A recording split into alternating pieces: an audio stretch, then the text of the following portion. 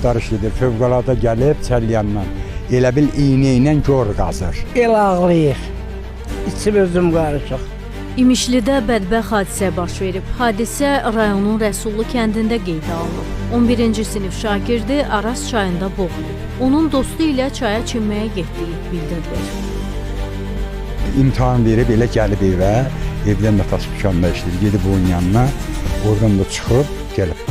Gözünü atıb oradan çimirmiş. Elə kəllə vurub, tabi görüb boğulur. Yanına uşağı da qışqırıb, su çoxdur, bəlkə də yaxşı üzə bilmir.